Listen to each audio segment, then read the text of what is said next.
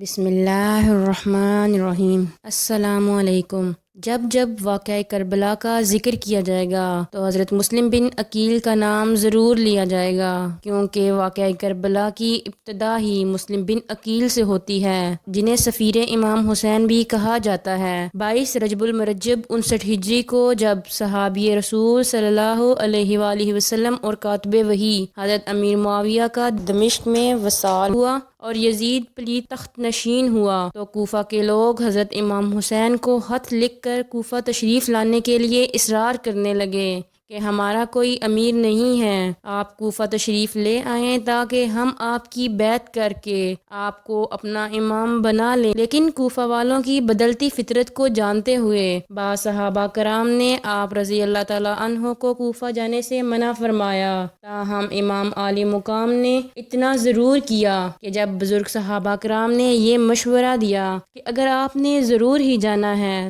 تو اپنے جانے سے پہلے کسی کو حالات کی آگاہی کے لیے بھیج دیں، اگر حالات سازگار ہوئے تو تشریف لے جانا، ورنہ یہیں پر جلوہ گر رہنا۔ چنانچہ آپ نے اپنے چچا زاد حضرت مسلم بن عقیل کو اس کام کے لیے منتخب کیا۔ امام عالی مقام نے حضرت امام مسلم کو بھیجنے کا فیصلہ فرما کر محبان صحابہ اور غلامان اہل بیت کے سر فہر سے بلند فرما دیے اور اپنے نبی کے صحابہ رضی اللہ تعالیٰ عنہ کے دامن کو دشمنان صحابہ کی لعن طعن کی ناپاک چینٹوں سے بچا لیا۔ فرمایا ہمارے ساتھ جو ہوتا ہے ہو جائے، مگر میرے نانا جان کے جانساروں کی سیرت کی پاک چادر پر کوئی دھبا نہ لگے۔ حضرت امام عالی مقام نے امام مسلم کو کوفیوں کی طرف حمایت کا خط لکھ کر دیا کہ یہ میرے چچا زاد بھائی ہیں، جو حالات کا جائزہ لے کر مجھے خط لکھیں گے تب میں آؤں گا۔ چنانچہ امام مسلم نے اپنی بیٹی جس کا نام سکینہ تھا امام حسین کے حوالے کی اور اپنے 2 بیٹوں محمد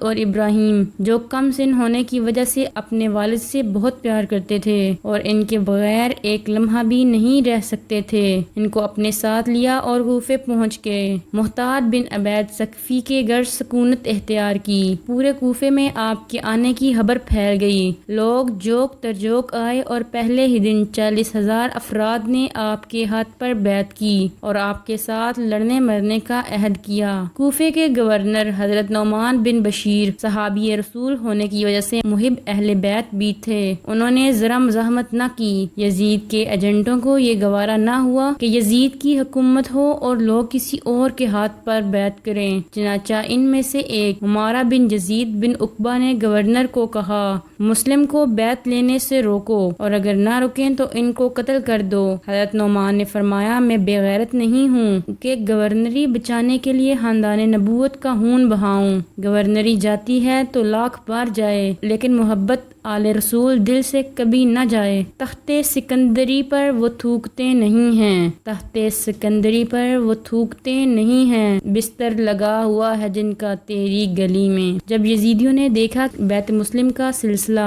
پھیلتا جا رہا ہے اور گورنر بھی روک نہیں رہا تو انہوں نے یزید کو خط لکھا اور سارے حالات بیان کر دیے۔ یزید نے والی بصرہ عبید اللہ بن زیاد بدنہاد کی طرف حکم جاری کیا کہ بصرے میں اپنے بھائی کو اپنا قائم مقام بنا کر فوراً کوفے کی گورنری سنبھال لے اور نعمان بن بشیر کو معزول کر کے حالات کو اپنے موافق کر لے، چاہے اس کے لیے اس کو کتنی ہی قتل و غارت کرنی پڑے۔ یہ مکار حجازی لباس زیب تن کر کے مغرب اور عشاء کے درمیان مکہ کی طرف سے آنے والے راستے سے کوفے میں داخل ہوا، کیونکہ لوگ امام حسین رضی اللہ تعالیٰ عنہ کی انتظار میں تھے تاکہ لوگ سمجھ سکیں کہ امام حسین آ گئے ہیں۔ چنانچہ اس بدنہاد کی مکاری رنگ لائی اور اس کے چہرے پر پردہ ہونے کی وجہ سے لوگوں نے اس کو امام حسین سمجھ کر قدمتا حیرہ مقدم یا بن رسول اللہ، آپ کا آنا مبارک ہو اے فرزند رسول کے نعرے لگانے شروع کر دیے۔ جب یہ امام مسلم کے ٹھکانے کی طرف جانے کی بجائے گورنر ہاؤس کو گیا تو لوگوں کے سامنے حقیقت کھل گئی اور کفِ افسوس ملنے لگے۔ اس نے جاتے ہی حضرت نعمان بن بشیر کو معزول کر دیا اور خود گورنری سنبھال لی۔ اگلی ہی صبح جامع مسجد کوفہ میں اس نے جلسہ بلایا اور لوگوں کو بہت ڈرایا دھمکایا۔ اس وقت امام مسلم ہانی بن عروہ کے گھر تھے اور ہانی بھی جلسے میں شریک تھے۔ جلسہ ختم ہوا تو ہانی واپس گھر آتے ہوئے سوچ رہے تھے کہ اب کیا کیا جائے۔ ابن زیاد نے امام مسلم کی تلاش کے لیے جاسوس بھیج دیے، جن میں سے ایک موکل نامی شخص کچھ رقم اور کپڑے لے کر امام مسلم کا حمایتی بن کر ہانی کے گھر بھی پہنچ گیا اور پھر واپس جا کر ساری اطلاع دے دی۔ روایت میں ہے کہ ابن زیاد نے ہانی کو بلا کر ڈرایا اور کہا، مسلم کو ہمارے حوالے کر دو ورنہ تہ و تیغ کر دیے جاؤ گے، مگر ہانی استقامت کے پہاڑ ثابت ہوئے۔ آخرکار 99 سال کے ہانی، جو بقول بعض صحابی رسول ہونے کے ساتھ ساتھ بڑا عرصہ حضرت علی المرتضیٰ کی صحبت سے بھی فیض پاتے رہے، ننگا کر دیا اور شکنجے میں کس کر 1000 کوڑوں کی سزا دی۔ ہانی بے ہوش ہو گئے۔ جب ہوش آئی تو فرمایا، اگر مسلم میری بغل میں بھی ہوتے تب بھی تیرے حوالے نہ کروں۔ چنانچہ ہانی کو قید کر دیا اور تمام رؤسائے کوفہ کو نظر بند کر دیا گیا اور ان نظر بندوں کو گورنر ہاؤس کی چھت پر چڑھا کر اپنے عزیزوں کو امام مسلم کی حمایت سے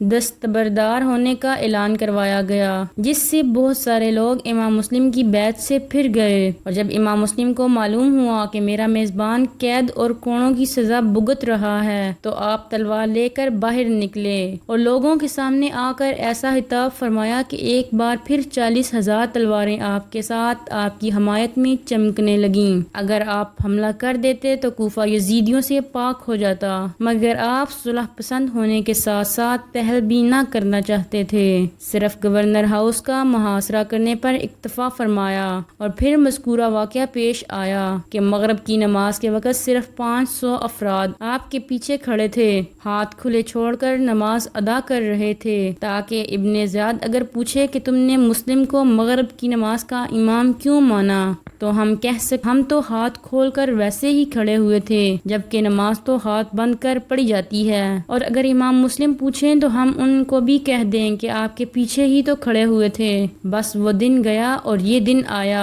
آج تک ہاتھ باندھنے نصیب نہ ہوئے، نہ جماعت نصیب، نہ ہاتھ باندھ کر نماز پڑھنا نصیب، حالانکہ ہاتھ کھلے رکھنا بندے کی عادت ہے، اسی لیے ہاتھ کھول کے پیدا ہوتا ہے اور مرتے وقت بھی کھلے ہوتے ہیں۔ زندگی میں جب بھی ہاتھ کھلے ہوں تو اللہ فرماتا ہے، فرشتوں لکھ لو میرا بندہ عادت کر رہا ہے، اور بندے ہوں تو حکم ہوتا ہے اب لکھو کہ میری عبادت کر رہا ہے۔ اب پھر امام اکیلے رہ گئے، وہ 500 بھی ساتھ چھوڑ ہانی شہید کر دیے گئے۔ امام حسین رضی اللہ تعالیٰ عنہ کو کوفہ آنے کا خط لکھ دیا گیا، دونوں بچے آپ کے ساتھ تھے اور کوئی پرسان حال نہ تھا۔ کوفے کے بازار میں امام مسلم بچوں کے ساتھ جا رہے تھے، تمام دروازے آپ کے لیے بند تھے، ایک دروازہ کھلا اور ایک بوڑھی عورت جس کا نام تاریخ والے تو بتاتے ہیں نمودار ہوئی اور امام سے پوچھا، آپ کون ہیں اور آدھی رات کو ان پھول جیسے بچوں کو لے کر پریشان ہو کر کیوں گھوم رہے ہیں؟ فرمایا، عرب کا مسافر ہوں،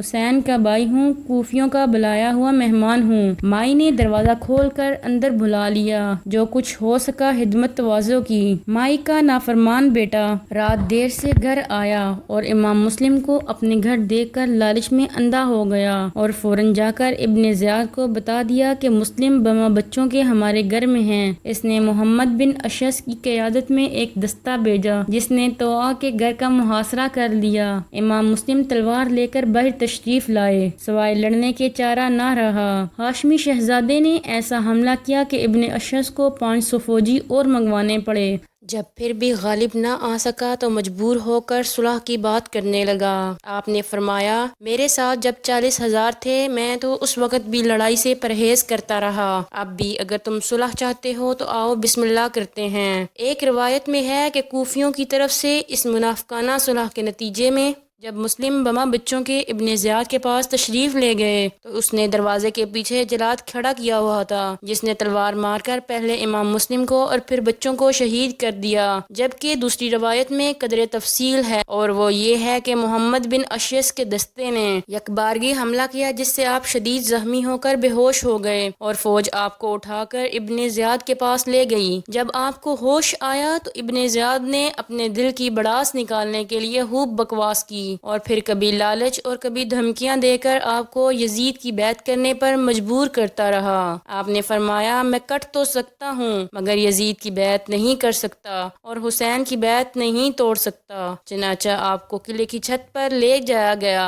اور علاقائی دستور کے مطابق پوچھا گیا کہ کوئی آخری خواہش یا وصیت ہو تو کہہ دو۔ فرمایا اگر کر سکو تو میرا گھوڑا اور دیگر سامان بیچ کر فلاں فلاں کوفی کا قرض میں نے دینا ہے وہ ادا کر دینا۔ کوفہ میں میرے 2 بچے قسم پرسی کے عالم میں ہیں، ابھی تھوڑی دیر کے بعد یتیم ہو جائیں گے، ان کو بحفاظت مکہ میں میرے بھائی حسین کے پاس پہنچا دینا، اور اپنے بھائی حسین کو کوفہ آنے کا خط لکھ چکا ہوں، ان کو کوفہ آنے سے منع کر دینا، اور ایک تمنا یہ ہے کہ شہادت سے پہلے 2 رکعت نماز کی اجازت اگر دے دو۔ آپ نے جلدی جلدی 2 گانا ادا کیا